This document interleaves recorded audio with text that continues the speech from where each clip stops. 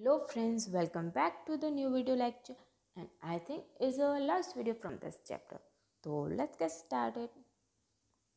Vitamin એવું જોવા મળ્યું છે કે કેટલાક કાર્બનિક પદાર્થોનો થોડોક જથ્થો પણ આપણા ખોરાકમાં જરૂરી છે. હવે આ થોડોક જથ્થો અગર આપણા ખોરાકની અંદર ન હોય તો તેની ઉણપ વર્તાય છે અને આ ઉણપના લીધે કેટલાક રોગો થાય છે. તો આવા સંયોજનોને આપણે વિટામિન્સ કહીએ છીએ.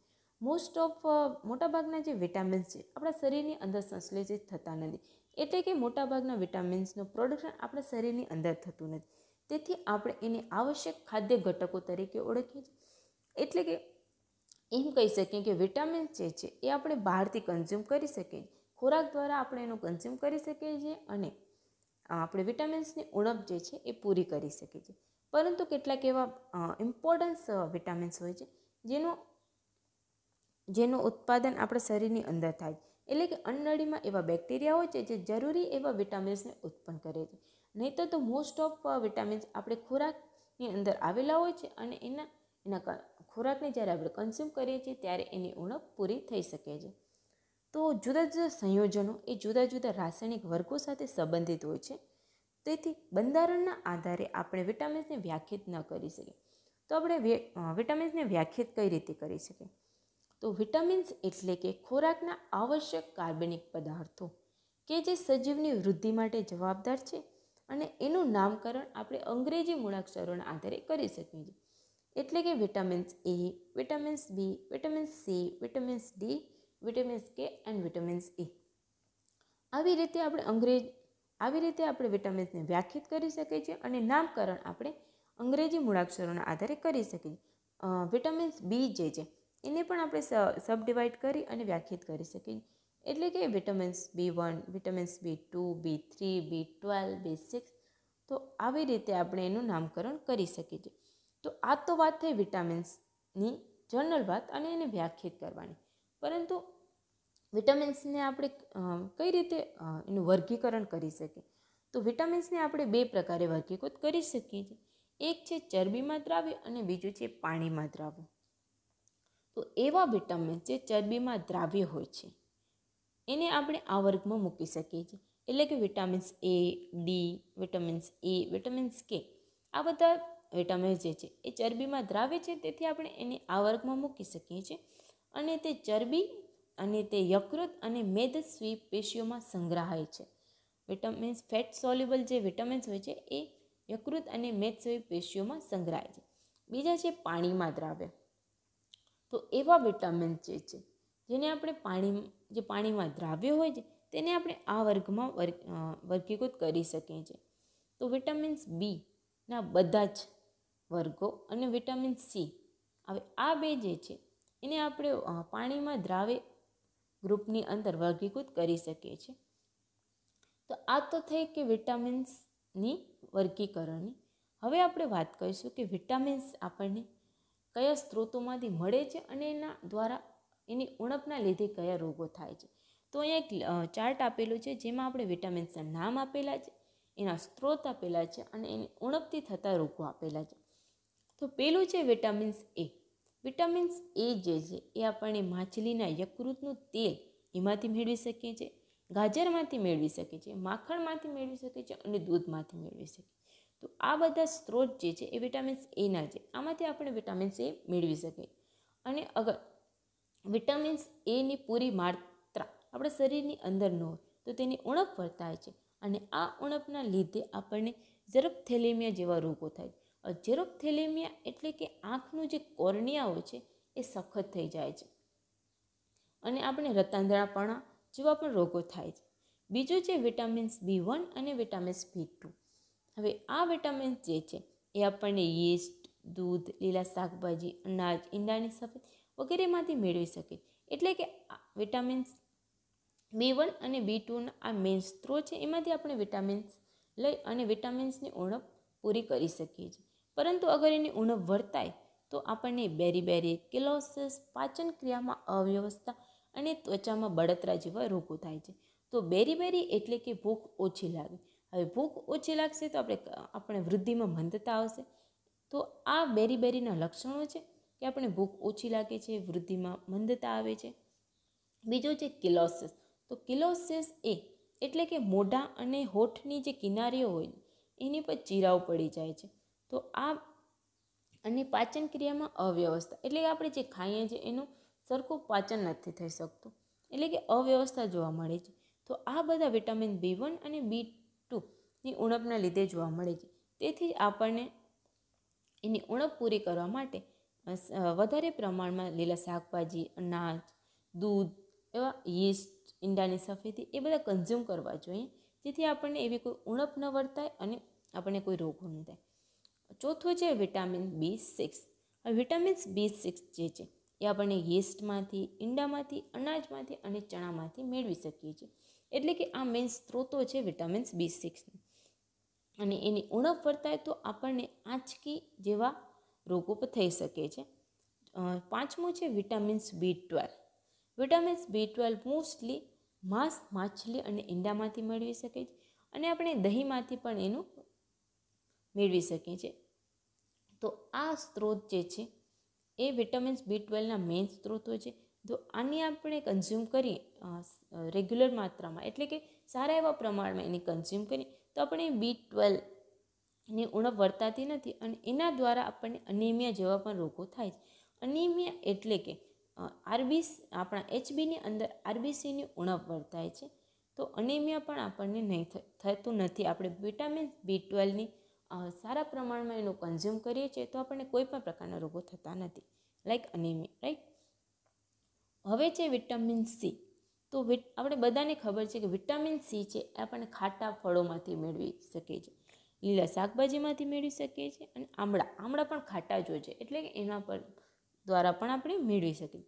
વિટામિન C આપણે સારા એવા પ્રમાણમાં કન્ઝ્યુમ કરતા હોય તો આપણની ઇમ્યુનિટી પણ ઇન્ક્રીઝ થાય છે, એટલે કે આપણી રોગ પ્રતિકારક શક્તિમાં પણ વધારો થાય છે. તો વિટામિન Cની ઉણપના લીધે અમને સ્કર્વી જેવા રોગો થાય છે. સ્કર્વી એટલે કે આપણા જે પેઢા હોય છે એમાંથી રુધિરનું વહેવું, એમાંથી રુધિર સતત ને સતત વહે જ છે, એટલે કે ખાટા ફળો કન્ઝ્યુમ કરવા જરૂરી છે, જેના લીધે આપણે વિટામિન Cની ઉણપને દૂર કરી શકીએ. હવે છે વિટામિન્સ D. હવે આપણે ખ્યાલ જ છે કે વિટામિન્સ D જે છે એ સૂર્યપ્રકાશના સંપર્કમાં, એટલે કે સૂર્યપ્રકાશના સંપર્કથી જ મેળવી શકીએ. એટલે કે સૂર્યપ્રકાશના જે કિરણો હોય છે એના દ્વારા આપણને વિટામિન્સ D મળે છે અને માછલીઓ અને ઈંડામાંથી પણ આપણે થોડા પ્રમાણમાં વિટામિન D મેળવી શકીએ છીએ. અગર વિટામિન Dની ઉણપ હોય તો કયા રોગો થાય છે? તો રિકેટસ અને ઓસ્ટિયોમેલેસિયા જેવા રોગો થાય છે. રિકેટસ એ બાળકોમાં થતો રોગ છે, એટલે કે બાળકોમાં હાડકાંની વિકૃતિ જોવા મળે છે વિટામિન્સ Dની ઉણપથી. અને ઓસ્ટિયોમેલેસિયા એ પુખ્ત લોકોમાં થતો રોગ છે, એટલે કે વિટામિન્સ Dની ઉણપ હોય તો પુખ્ત લોકોની અંદર ઓસ્ટિયોમેલેસિયા જોવા મળે છે અને એના લક્ષણો છે કે હાડકાં પોચા બને છે અને સાંધાનો દુખાવો જોવા મળે છે. હવે છે વિટામિન્સ E. વિટામિન્સ E જે છે એ આપણને વનસ્પતિ તેલમાંથી મેળવી શકીએ છીએ, એટલે કે વિટામિન્સ Eનો મેઇન સ્ત્રોત વનસ્પતિ તેલ છે. હવે વિટામિન્સ Eની જો પૂરી માત્રા આપણા શરીરની અંદર ન હોય તો એના દ્વારા આપણે સ્નાયુ અને ચેતાતંત્રમાં નબળાઈ આવે છે, રોગ પ્રતિકારક શક્તિ ઓછી થાય છે અને ઓછું દેખાવ, એટલે કે આપણને બ્લર વિઝન જોવા મળે છે, આપણે કોઈ પણ વસ્તુને ક્લિયરલી જોઈ શકતા નથી. તો આવા બધા રોગો આપણને વિટામિન્સ Eની ઉણપથી થાય છે. હવે છે vitamins K. Mostly vitamins K જે છે એ લીલા શાકભાજીમાંથી જ મેળવી શકાય છે. લીલા પાંદડાવાળા જે શાકભાજી છે એ મેઇન સ્ત્રોત છે વિટામિન્સ Kનો, તો એના દ્વારા જ આપણે વિટામિન્સ K મેળવી શકીએ છીએ. હવે વિટામિન્સ Kની અગર ઉણપ હોય તો કયો રોગ થાય છે? તો આપણે કંઈક વાગે છે અને આપણું બ્લડ જલ્દીથી ક્લોટ થઈ જાય છે, એટલે કે રુધિર જે છે એ ગંઠાવા માંડે છે. તો આપણે એમ કહી શકીએ કે આપણને વિટામિન્સ Kની ઉણપ નથી, પરંતુ કંઈક વાગ્યું અને આપણું બ્લડ છે જલ્દીથી ક્લોટ નથી થતું અને સતત ને સતત વહેવા જ માંડે છે. તો આપણે એમ કહી શકીએ કે આપણી અંદર વિટામિન્સ Kની ઉણપ છે, એટલે કે રુધિર ગંઠાવાના સમયમાં વધારો થાય છે. તો જે રુધિર છે એનું ગંઠાવાનો સમય વધે છે, એને આપણે એમ કહી શકીએ કે વિટામિન્સ Kની ઉણપ છે. તો આ હતા વિટામિન્સના નામ અને એના સ્ત્રોતો અને એના ઉણપથી થતા રોગો. હવે આપણે સ્ટાર્ટ કરીશું હોર્મોન્સ એટલે કે અંતઃસ્ત્રાવો. હવે અંતઃસ્ત્રાવો એ એવા અણુઓ છે એ આંતરકોષીય સંદેશાવાહક તરીકે વર્તે છે અને તે અંતઃસ્ત્રાવી ગ્રંથિઓમાંથી જ બને છે. એટલે કે અંતઃસ્ત્રાવી ગ્રંથિઓમાંથી અંતઃસ્ત્રાવો રિલીઝ થાય છે અને તે સીધા જ આપણા બ્લડ પ્રવાહની અંદર જઈ અને પ્રવાહિત થાય છે અને જેમનું ક્રિયાસ્થાન હોય છે ત્યાં સુધી તે પરિવહન કરે છે. એટલે કે એનું જે મેઇન જ્યાં એને કામ કરવાનું હોય છે ત્યાં જ એ રુધિરમાં જઈ અને વહે છે અને ત્યાં જ જઈ અને ત્યાં સુધી એનું ક્રિયાસ્થાન હોય છે ત્યાં સુધી તે પરિવહન કરે છે. તો રાસાયણિક સ્વભાવના આધારે એના આપણે પ્રકાર પાડી શકીએ છીએ. તો રાસાયણિક સ્વભાવના આધારે એના આપણે 3 પ્રકાર પાડ્યા છે. એક સ્ટીરોઇડ, એક પોલીપેપ્ટાઇડ અને ત્રીજો છે અમીનો એસિડ. હવે અંતઃસ્ત્રાવ જોવા જઈએ તો આપણા શરીરમાં અનેક કાર્યો કરે છે અને તે શરીરમાં જૈવિક ક્રિયાઓના સંતુલન જાળવવામાં પણ મદદ કરે છે. તો અહીંયા આપણે અંતઃસ્ત્રાવનું વર્ગીકરણ જોઈએ તો સ્ટીરોઇડની અંદર આપણે એસ્ટ્રોજન અને એન્ડ્રોજન. એસ્ટ્રોજન અને એન્ડ્રોજન છે એ સ્ટીરોઇડ પ્રકારના અંતઃસ્ત્રાવો છે. ઇન્સ્યુલિન અને એન્ડ્રોફિન જે છે એ પોલીપેપ્ટાઇડ એટલે કે પેપ્ટાઇડ પ્રકારના અંતઃસ્ત્રાવો છે અને એપિનેફ્રિન અને નોન એપિનેફ્રિન જે છે એ અમીનો પ્રકારના અંતઃસ્ત્રાવો છે. તો હવે એની આપણે ડિટેલમાં વાત કરીશું. તો પહેલાં છે સ્ટીરોઇડ અંતઃસ્ત્રાવો. હવે અહીંયા સ્ટીરોઇડ અંતઃસ્ત્રાવોના નામ, સ્ત્રોત અને એના મેઇન ફંક્શન આપેલા છે. તો પેલું છે ગ્લુકેકોર્ટિકોઇડ. તો આપણે વાત કરીએ કે સ્ટીરોઇડ અંતઃસ્ત્રાવો જે છે એ એડિનલ કોર્ટેક્સ અને જનન ગ્રંથિઓમાંથી ઉત્પન્ન થાય છે. તો પેલું છે ગ્લુકોકોર્ટિકોઇડ્સ. હવે ગ્લુકોકોર્ટિકોઇડ્સ છે એ એડિનલ કોર્ટેક્સમાંથી ઉત્પન્ન થાય છે. એટલે કે મેઇન સ્ત્રોત એનું એ છે. હવે એનું મેઇન ફંક્શન શું છે તો એ છે કે એ કાર્બોહાઈડ્રેટનું ચયાપચયનું નિયંત્રણ કરે છે. એટલે આપણે જે પણ ખોરાક ખાઈએ છીએ એની અંદર કાર્બ હોય છે એને રેગ્યુલેટ કરે છે. કાર્બનું જે મેટાબોલિઝમ હોય છે એને રેગ્યુલેટ કરવાનું કાર્ય કરે છે. અને બીજું જે છે એ સોજો જે ઉત્પન્ન કરવાવાળી જે પ્રક્રિયા છે એનું નિયમન કરે છે. અને બીજો અંતઃસ્ત્રાવ છે મિનરલોકોર્ટિકોઇડ્સ. તો મિનરલોકોર્ટિકોઇડ્સ એ કિડની દ્વારા રિલીઝ થાય છે. પાણી અને ક્ષારના પ્રમાણને નિયંત્રણ કરે. આપણા શરીરની અંદર પાણી અને જે ક્ષારનું પ્રમાણ હોય છે એને નિયંત્રિત કરે છે. એટલે કે એને રેગ્યુલેટ કરે છે. ના પાણીની માત્રા વધારે છે ના ક્ષારની માત્રા વધારે છે.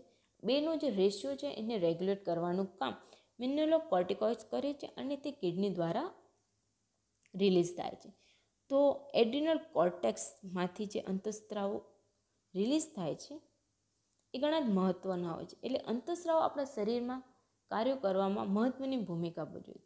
જો એડ્રિનલ કોર્ટેક્સ યોગ્ય રીતે કાર્ય ન કરે તો હાઇપોગ્લાયસેમિયા, નબળાઈ અને તણાવનો વધારો એવા લક્ષણો ધરાવતા એડિશન રોગો થાય છે. અને આ રોગોની સારવાર જો ન અપાય તો તે ઘાતક પણ બની શકે છે. એટલે કે એડ્રિનલ કોર્ટેક્સનું કાર્ય યોગ્ય રીતે થવું એ મહત્ત્વનું છે. હવે આ તો વાત થઈ કે આપણે એડ્રિનલ કોર્ટેક્સમાંથી રિલીઝ થતા અંતઃસ્ત્રાવ.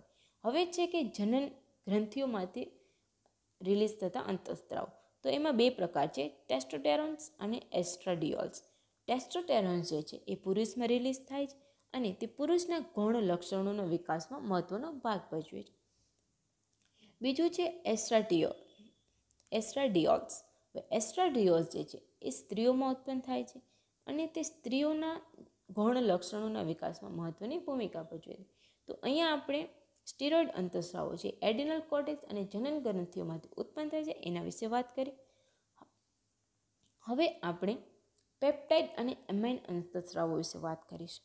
તો ઇન્સ્યુલિન જે છે એ પેપ્ટાઇડ અંતઃસ્રાવો છે અને તે પેન્ક્રિયાસમાંથી રિલીઝ થાય છે. તે ગ્લુકોઝના પ્રમાણને નિયંત્રિત કરે છે.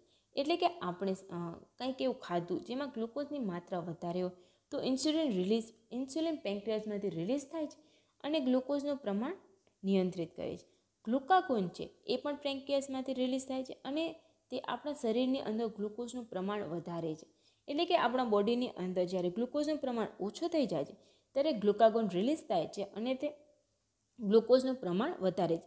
એટલે આપણે એમ કહી શકીએ કે ઇન્સ્યુલિન અને ગ્લુકાગોન જે છે એ આપણા શરીરની અંદર ગ્લુકોઝના પ્રમાણને નિયંત્રિત કરે છે. એટલે કે ના એને વધવા દે છે અને ના એને ઘટવા દે છે. હવે બીજા જે છે વૃદ્ધિ અને જાતિ અંતઃસ્રાવો એ પણ પેપ્ટાઇડ પ્રકારના છે. એ આપણા વૃદ્ધિ અને વિકાસમાં મહત્ત્વનો ભાગ ભજવે છે. અને ચોથું છે થાઇરોક્સિન. એ થાઇરોઇડ ગ્રંથિમાંથી રિલીઝ થાય છે. અને થાઇરોક્સિનની અંદર આયોડિનના પ્રમાણની જાળવી રાખે છે. એટલે કે થાઇરોઇડ ગ્રંથિમાં બનનાર જે થાઇરોક્સિન છે એ અમીનો એસિડ ટાયરોસિનનો આયોડિનયુક્ત વ્યુત્પન્ન છે. થાઇરોક્સિનનું પ્રમાણ અગર અસામાન્ય રીતે ઘટે તો હાઇપોથાઇરોડોક્સિન થાય છે.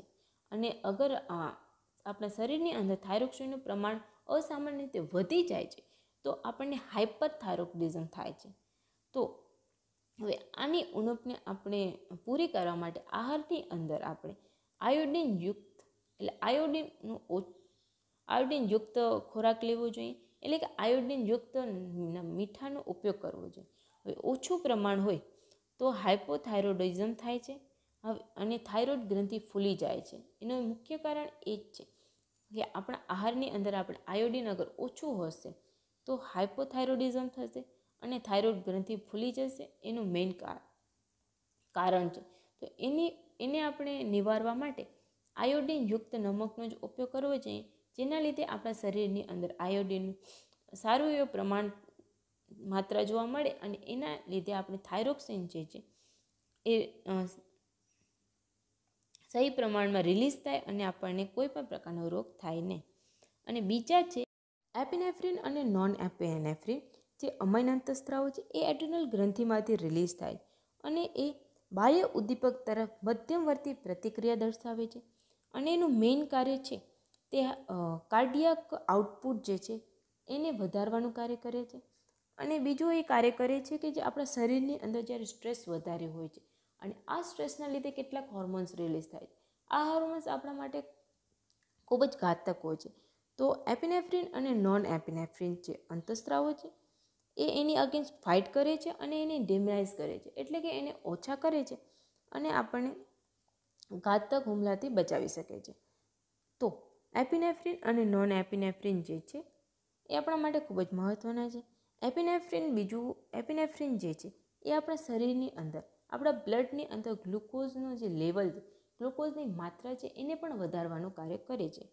તો અત્યાર સુધી આપણે બધા હોર્મોન્સ અને વિટામિન્સ વિશે વાત કરી, કે પેપ્ટાઇડ અને અમાઇન્સ હોર્મોન્સ વિશે વાત કરી.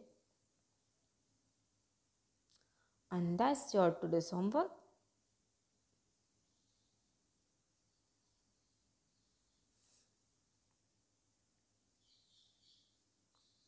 તો આની સાથે જ આજુ આપણું વિડીયો લેક્ચર છે અને આપણું ચેપ્ટર છે બાયોમોલિક્યુલ્સ એ પૂરું થાય છે. તો આપણે આના પરથી ખ્યાલ આવી જાય છે કે બાયોમોલિક્યુલ્સ જે છે એ આપણા માટે કેટલા ઇમ્પોર્ટન્ટ છે, એને કેટલા મહત્ત્વના કાર્યો કરે છે, જેના લીધે આપણી જીવન પ્રણાલી સરળ બને છે. And at the end of this videos and also at the end of this chapter, thank you for watching.